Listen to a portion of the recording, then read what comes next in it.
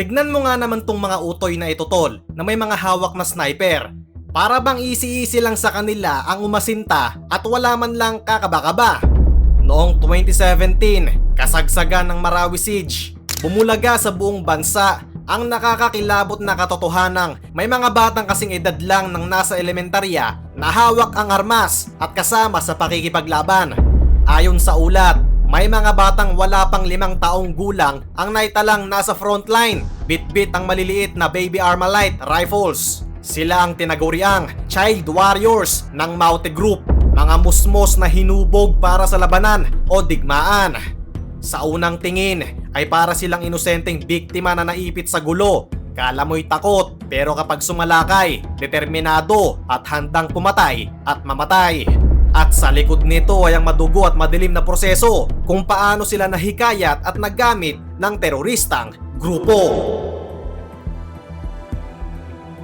Halos puro teenage males ang kaharap ngayon ng mga sundalo sa main battle area.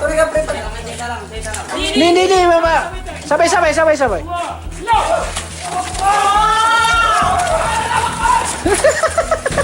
Talagang aggressive sila. Tapos para sa kanila parang laro-laro lang.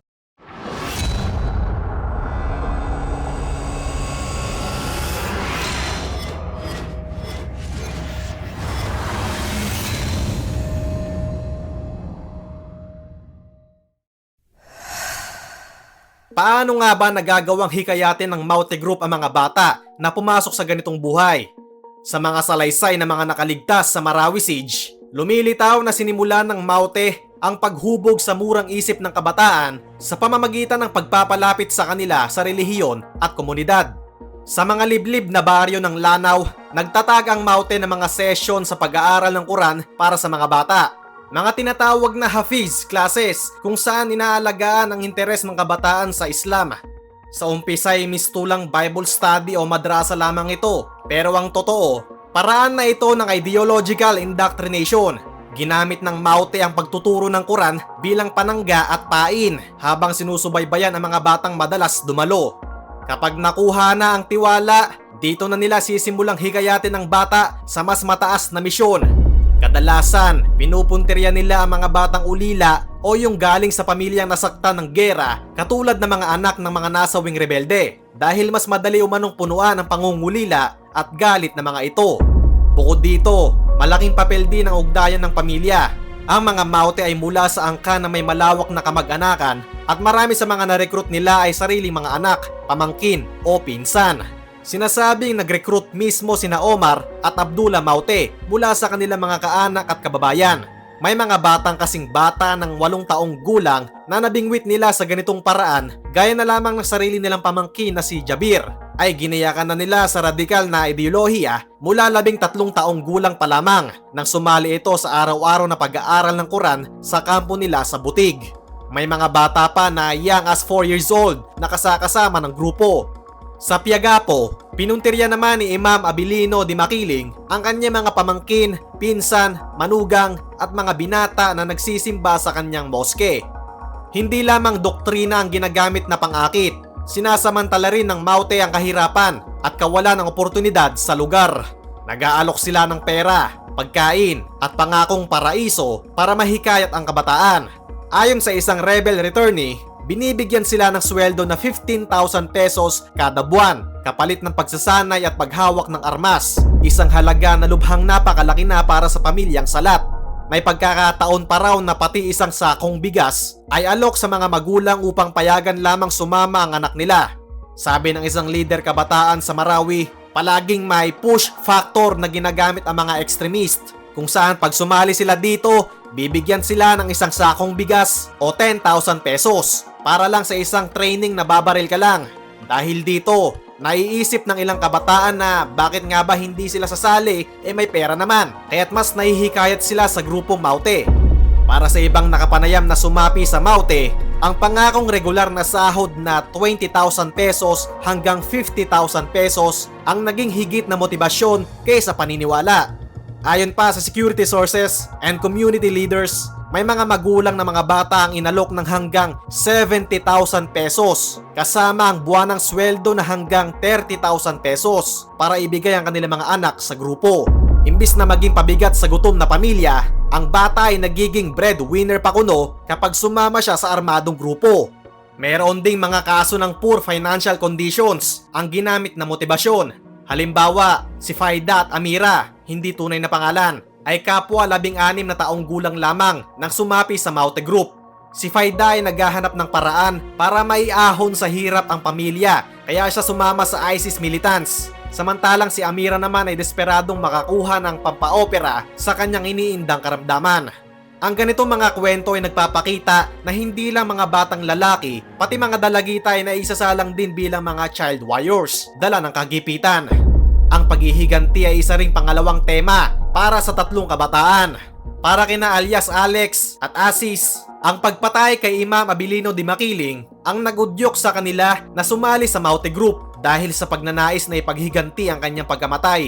Meron din mga kabataan na sumali sa grupo dahil sa paniniwalang ang ganitong klase ng jihad ang natatanging paraan para maligtas sa hellfire o impyerno at mapunta sa sinasabing paraiso.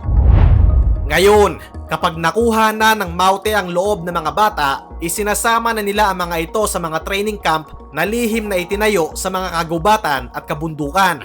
Taong 2013 hanggang 2015 pa lang, nag-oorganisa na ang Maute ng mga paramilitary training sa kanilang kampo sa Butig, Lanao del Sur, kung saan dose-dosenang menor de edad ang dumaan sa pagsasanay sa armas.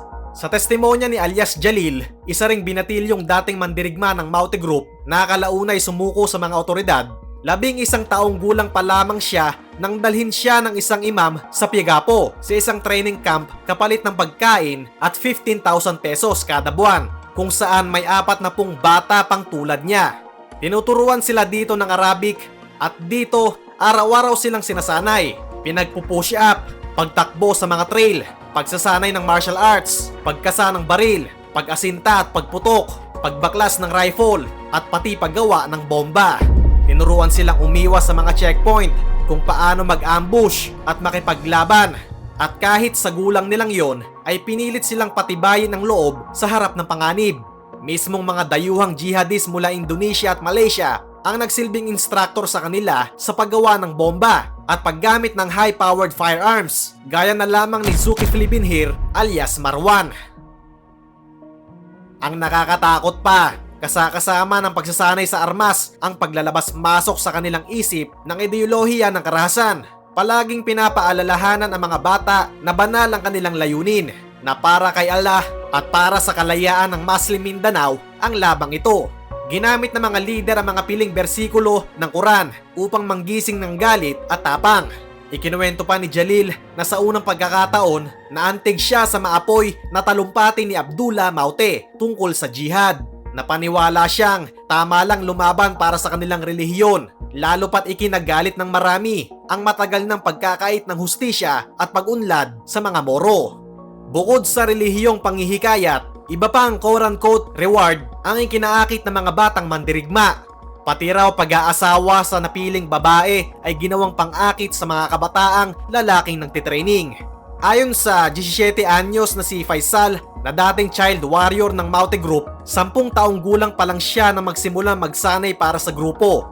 Nang nasa kampo sila ay sinasabi ng imam na kapag namatay sila sa labang ito, gagantimpalaan sila kung saan makakapangasawa raw sila ng kahit sinong magandang dalaga na naisin nila sa paraiso. At dito papasok yung konsepto ng 72 virgins sa Islam. Ang ganitong pangako ng gantimpala at karangalan ang unti-unting naghubog sa isip ng mga bata hanggang sa tuluyan na nilang yakapin ang pagiging mandirigma. Ang resulta, matapos ang ilang buwang pagpapa-basic training sa mga gubat at kabundukan, ang dating paslit na mangyak-ngyak pang humawak ng baril ay nagiging sanay nang kumalabit ng gatilyo. Mula sa paglalaro ng tirador, ngayon ay M16 na ang kanyang kasangga. May mga ulat na pati paggilit ng leeg gamit ang kutsilyo ay bahagi ng training at tinuruan ng mga bata kung paano magbantay ng bihag. Ayon pa kay alias Faisal, bago sila graduate sa training, kinailangan nilang gawin ang isang huling task, pumugot ng ulo ng isang target, at kung pumalya, sila raw ang pwedeng mapugutan. Sa madilim na mundong ito, pinatay sa kanilang puso ang takot at awa at pinalitan ng galit at tapang na inakala nilang katumbas ng tunay na pagiging mujahid. Nang sumiklab ang pagkubkob sa Marawi noong May 23, 2017, ang mga bata at binatilyong sinani ng Maute ay biglang isinabak sa tunay na digmaan. 7 linggo matapos magsimula ang bakbakan, umugong ang balita mula sa mga nakatakas na bihag na may mga batang kasama sa pakikipaglaban, nakapwesto sa front lines kasama ng matatandang Maute fighter. Kinumpirma rin ito ng mga opisyal ng pamahalaan. Mismong si AFP spokesperson, Brigadier General Restituto Padilla ay nagsabing kailangan nila mag-ingat dahil may mga batang kasama sa firefight. Sa clearing operations ng pulis at militar, naka-encounter sila ng isang 10 taong gulang na batang Maute na armado ng baby M16 rifle at iba pa na hindi aabot sa 12 ang bilang na nasa edad 10 to 16 years old. Talagang nagulat ang mga sundalo dahil noong una inakalang sibilyan na naiipit o nakaligtas. Yun pala ay kalaban na musmos, isang batang lalaking halatang sanay humawak ng baril at handang pumatay. Sinanay daw ang mga batang ito na ambushin ang mga pulis at sundalo. Napansin din ang ilang motorsiklo sa gusali kung saan nagtatago ang mga bata. Kalaunan ay nalaman ng mga investigador na ang mga batang mandirigma na ito na nagmula pa sa mga kalapit na munisipalidad ay gumamit ng mga motorsiklong ito upang makapasok sa Marawi City. Ayon sa ulat, nagamit ng Maute ang advantage na ito sa unang bugso ng sagupaan. Ilang sundalo ang sugatan dahil nagatubili silang barilin ang grupo ng mga bata na armadong papalapit. Mga bata kasi at akala inosente pero bigla silang pinaputukan ng mga ito. Ang malagim na taktika ng Maute, gawing panangga o panggulat ang kabataan, ay nagdulot ng kalituhan sa hani ng army sa unang mga araw ng laban. Sa loob ng Marawi, maraming ulat ang nagsalaysay sa kabagsikan o katapangan ng ilang child warriors sa aktual na operasyon. Ang 17 taong gulang na si Jalil, naikwento niya na sapilitan siyang binalikan ng Maute Group matapos ang 6 na taong pagkaantala mula nang una siyang magsanay. Kinatok siya sa kanilang bahay isang araw bago sumiklab ang gulo sa Marawi at sinabihang babalik na siya sa serbisyo. Mga dati niyang kaklase ito sa training camp na sinusundo siya sakay ng isang pick-up truck na nasa 10 kabataan. Kaya naman sumama siya at muling sumanib sa mga kasabayan niyang batang mandirigma. Itinalaga si Jalil sa Marawi bilang bantay sa isang tulay. Doon niya nasaksihan ang isa sa pinakakarumal-dumal na eksena ng digmaan. Nagkasanang pagbitay ang grupo ni Abdullah Maute sa isang nahuling Kristiyanong sibilyan na inaakusang espiya. Nakita ni Jalil si Abdullah Maute na buhat ang pugot na ulo ng kanilang biktima. Sumisigaw ng Allahu Akbar. Kasama sa mga nanonood noon ang isang bata na tinatayang 10 taong gulang lamang na nakikisigaw sa selebrasyon ng pagpatay na yon. Sa mga nasaksihan niya, talagang ginapangan ng kilabot at takot si Jalil, lalo't kapitbahay niya ang pinugutan ng ulo. Hindi niya malilimutan ang mga nakita niya at sa bawat kanto ng Marawi may nakabulagta, mga bangkay ng Muslim at Kristiyano. Dinumog na matinding takot at konsensya si Jalil. Kaya nung gabi matapos ang eksenang yon, tahimik siyang tumakas. Iniwan ang poste niya sa tulay at nagmotor ng 50 kilometro, umiwas sa mga army checkpoint para makatakas sa malaimpyernong kinabibilangan niya. 2 linggo pagkatapos, sumuko si Jalil sa pulis at dinala siya sa protective custody. Bitbit ang mga alaalang hinding-hindi na niya maiwawaglit sa isipan. Hindi lahat ng batang mandirigma ay nakatakas tulad ni Jalil. Marami ang nanatiling lumaban hanggang sa huli. May report ang militar na nakakatanggap sila ng putok mula sa mga kababaihan at mga bata habang isinasagawa nila ang final push sa Marawi. Hindi birong kalaban ang mga batang ito. Kala mo'y takot, pero kapag sumalakay, determinado, handang mamatay at handang pumatay. Bukod sa direktang pakikipaglaban, iba't ibang misyon din ang ipinagawa sa mga bata. Sila ang madalas na taga-espiya o taga-manman. Dahil bata, nakakalapit sila sa mga target ng hindi pinaghihinalaan. May mga inatasan din para mag-deliver ng mga bala at iba pang supplies sa Maute Group. Ang mas grabe, ginamit silang panangga at panggulat. Ayon sa ilang ulat ng United Nations, may mga pagkakataon sa kasagsagan ng bakbakan na pinangunahan ng Maute ang pag-atake sa pamamagitan ng pagpapauna sa mga bata upang gulatin ang kalaban at magsilbing human shield ng mga nakatatanda sa likuran. Ayon sa ulat ng United Nations, Gumamit ang Maute Group ng 13 mga bata para gawing human shields. Pinakuha rin nila ang mga ito ng pulbura mula sa firecrackers para gamitin sa IED o Improvised Explosive Devices. At ginamit din ang mga bata para mangransak ng mga bahay sa kasagsagan ng digmaan sa loob ng Marawi. Walang eksaktong bilang ang pamahalaan kung ilang bata ang kinasangkapan ng Maute sa Marawi. Ngunit tinatayang daan-daan ang mga kabataang mandirigma na naudyok ng ISIS ideology sa Mindanao.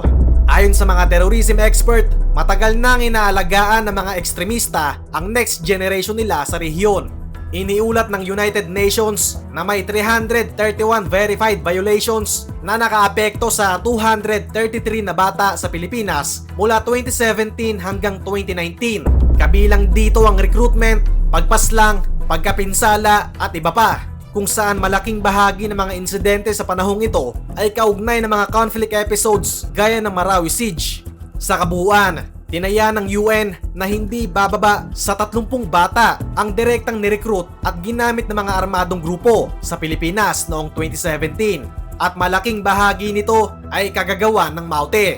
Karamihan sa mga batang ito ay mula sa mga pamilyang Maranao sa Lanao del Sur. Madalas ay anak o kamag-anak ng mga orihinal na kasapi ng Maute Group. Ang ilan naman ay naiulat na galing pa sa mga kalapit lalawigan tulad ng Maguindanao at Basilan dahil may pakikipag-ugnayan ang Maute sa BIFF o Bangsamoro Islamic Freedom Fighters at Abu Sayyaf. Maging ang nasa 32 na mga dayuhang teroristang pumasok sa Marawi ay minsan umanong may dalang bata. May larawan pa nga na nakita ang militar kung saan piling ang katawan ng ilang dayuhang nasawi sa Marawi ay may kasamang bangkay ng bata. Napag-alaman din na 12 menor de edad ang nahuli o na-detain ng otoridad dahil sa pagkakasangkot sa terorismo matapos ang labanan. Ang psychological at physical impact sa mga batang ito ay lubhang matindi. Sa murang edad, nakaranas sila ng karahasang hindi dapat nasasaksihan ng kahit sino man. Binagabag na matinding trauma ang marami sa kanila, tulad ni Jalil na hanggang ngayon ay bitbit ang bangungot ng gyera. Sa pangkalahatan, maraming bata ang nasugatan at nagkasakit sa 5 buwang bakbakan. May 13 taong gulang pa na nakaligtas sa siege pero namatay sa diarrhea matapos ma-rescue. May mga batang halos hindi kumain sa mga araw ng bakbakan at hindi lahat ay nakaligtas. May nautas na bata mismo sa pakikipaglaban. Ayon din sa UNICEF PH press release, 3 kaso rin ng paggalaw sa katawan ng bata ang naitala sa Marawi Siege. At marami sa mga bata ang hindi nakapagpatuloy sa pag-aaral. Ayon sa datos mula 2015 hanggang 2016, ang Autonomous Region in Muslim Mindanao ang may pinakamababang enrollment rate sa sekundarya. 32% lang ng kabataang ARMM ang nasa eskwela, kontra sa 68% national average. At lalo pa itong bumagsak matapos ang Marawi Siege. Ibig sabihin, halos kalahati ng kabataang Moro sa mga apektadong lugar ay naiwan ng edukasyon. Karamihan ay dahil sa kahirapan o kawalan ng paaralan pagkatapos ng gulo. Ang kawalan ng kinabukasan na ito ang isa sa pinakamalaking pinsalang iniwan ng digmaan sa murang isipan ng mga bata.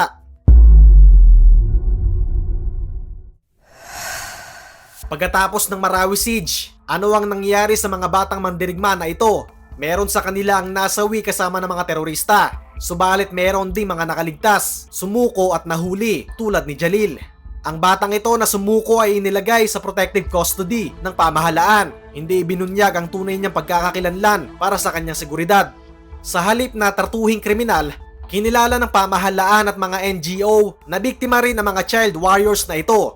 Ayon sa United Nations, 12 bata ang pansamantalang idiniretso sa detention matapos ang labanan dahil sa kanilang koneksyon sa terorista. Pero kumilos ang iba't ibang ahensya upang baguhin ang ganitong kalakaran. Noong January 2019, nilagdaan ang Republic Act 11188 o tinatawag na Special Protection of Children in Situations of Armed Conflict Act na nagdedeklarang zones of peace ang mga bata at mahigpit na nagbabawal sa recruitment, radikalisasyon at pagsali sa kanila sa anumang armadong tunggalian. Sa ilalim ng batas na ito, hindi dapat ikulong bilang rebelde ang menor de edad na narecruit ng mga terorista. Bagkus, sila ay tuturing na child victims na nangangailangan ng tulong at rehabilitasyon. Sino mang mapatutunayang nag-recruit o nanakit sa bata sa konteksto ng armadong tunggalian ay mahaharap sa mabigat na parusa. Maaaring habang buhay na pagkakabilanggo at milyon-milyong multa para sa mga lider ng grupo. Dahil dito, unti-unti nang isinailalim sa counseling, deradicalization at skills training ang mga batang na-rescue mula sa Marawi. Ang Department of Social Welfare and Development o DSWD at mga katuwang na organisasyon ay nagtayo ng programa para tulungan ang mga dating child warriors na makabalik sa normal na buhay.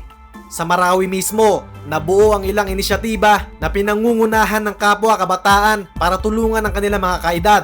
Itinatag ang Ranao Youth Development Council kung saan tinutulungan ng local government na maabot ang mga kabataang nasangkot sa kaguluhan.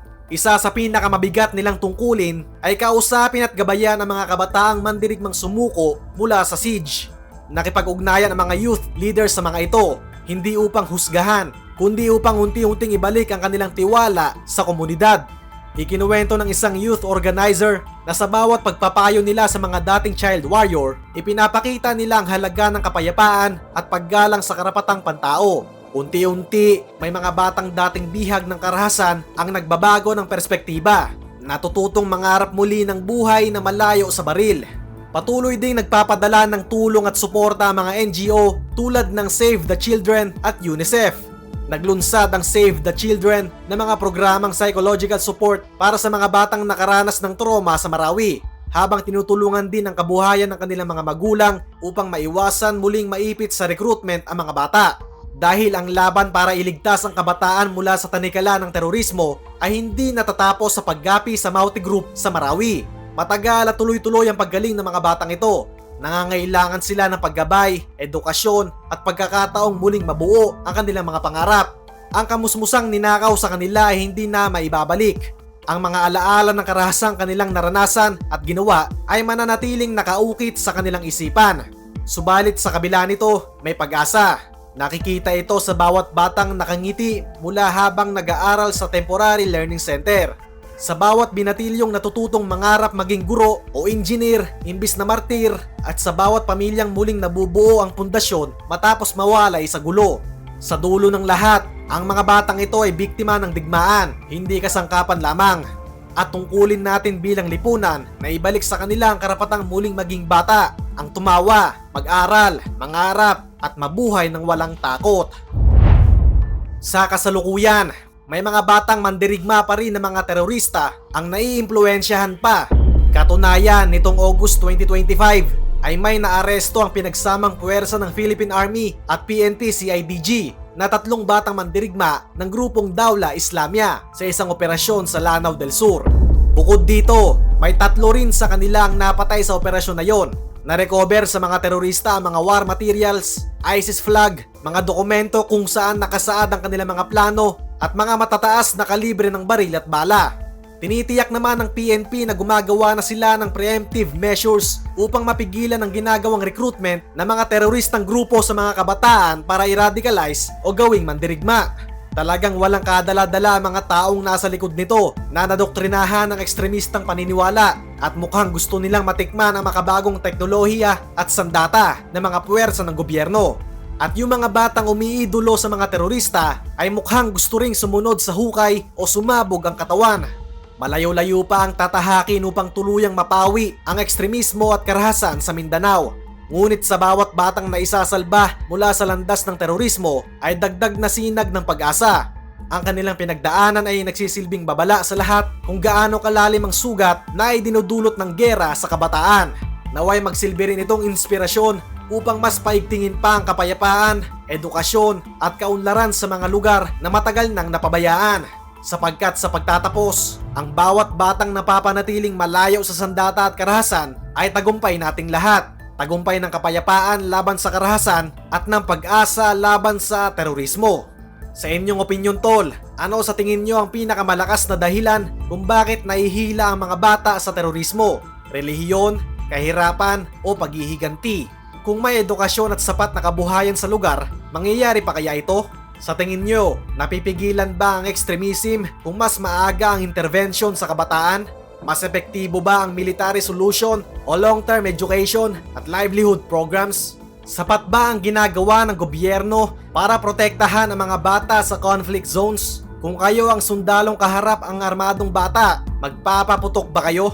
May hangganan ba ang awa kapag ang kaharap mo ay bata na handang pumatay? At may pagkukulang ba ang estado kung bakit nagiging madali ang recruitment sa kabataan? Maraming salamat at mag-iingat kayo palagi.